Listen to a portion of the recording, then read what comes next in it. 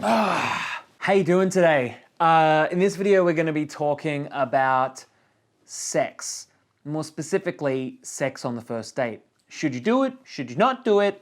What do we do? Are you going to seem like a slut? Or what's up with that? What's up with sex on the first date? To put it lightly, it doesn't matter. It really does not matter. When it comes to sex on the first date, there are a lot of people out there who are afraid of sex on the first date because they think it's gonna happen too soon, or they're gonna communicate something incorrectly, or the guy's only after one thing. Look, if the person that you're interested in was only after sex, then it does not matter if it was the first date or the 5th date or the 10th date or whatever. As soon as they get it, they're gonna leave. So truth be told, what are we doing worrying about this? Instead, what I would love you to consider is connection on the first date. What about connection on the first date? What about expressing yourself on the first date? What about being you on the first date? Now, what happens is generally speaking, a lot of people, well, when it comes to the first date, they're nervous, right? So they're nervous so they don't fully express themselves. And when they don't fully express themselves and the person that they're on a date with doesn't fully get the chance to experience you. And so then maybe they have sex, maybe they don't. But what happens is because they never get a chance to experience you, you sort of have blended into the masses and the person is looking for someone special. For example, imagine you went on a date, right? Imagine you went on a date with someone who there's nothing really special about them. Well, this is what happens when you're in your head, and you're in your head trying to make the date a certain way. You know, it's like, I don't want to sleep with him or I don't want to sleep with that person because it's going to communicate certain things.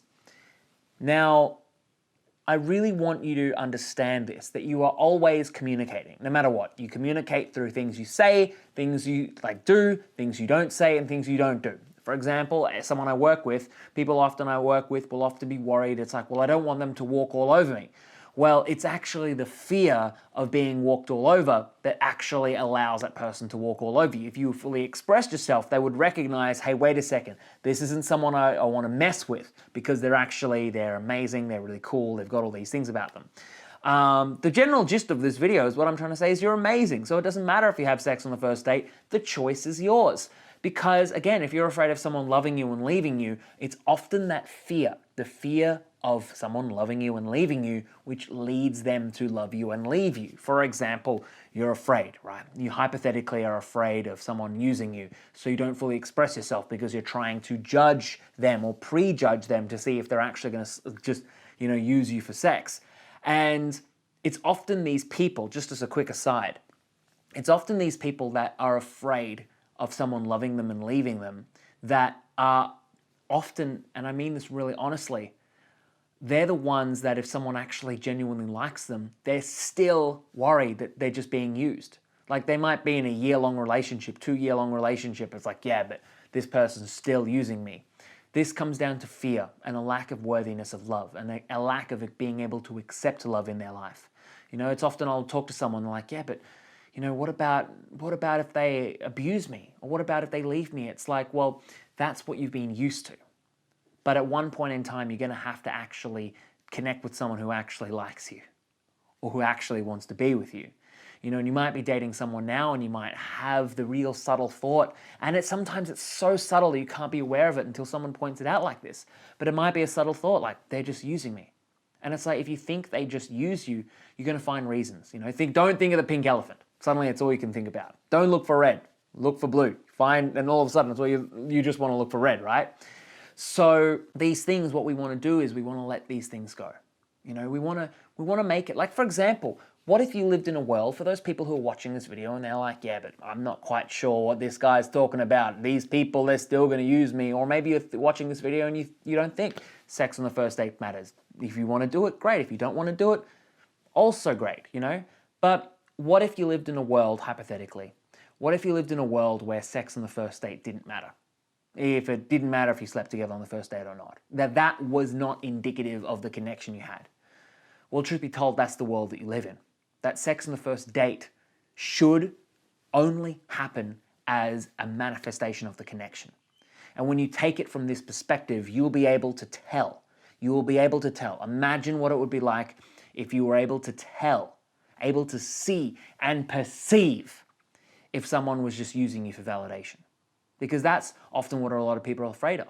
The reason why they use each other is they're using each other because they want validation. But guess what? You use the world, you interact with it. You didn't give birth to yourself. You didn't create water, but you drink it, you use it, so you interact with the world, right? You interact with everything around you. So in my opinion, it's time to let go. It's time to maybe consider that sex on the first date doesn't actually matter. Some people have a rule, 3-day rule, 9-day rule, 90-day rule, whatever.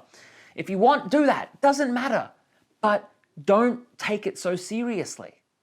Sex can be incredibly serious, incredibly defined, incredibly divine as well, but it can also not be. It can just be two people wanting to express love in that moment, or expressing their lust in that moment, or maybe they just watched a movie that got them heated up and they just want to express it.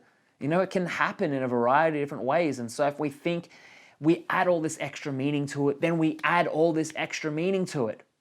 And we remove the meaning, which is just two people connecting in that moment. And when it's two people connecting in that moment, guess what happens? If you have sex on the first date, I bet you guys can't get enough of each other. So thank you so much for watching this video. If you did like this video, make sure to leave a like and comment something, just whatever. Hey, I like Harvey or Champion or whatever, because it really helps me out with the YouTube algorithm. And I look forward to talking to you soon. And if you do want to talk with me one-on-one, imagine what it would be like to be led through this. Imagine what it would be like to have a coach. It's one of the best things that you can do. Trust me, I've had many coaches in my life as well. So thank you so much, and I'll talk to you soon. Bye-bye.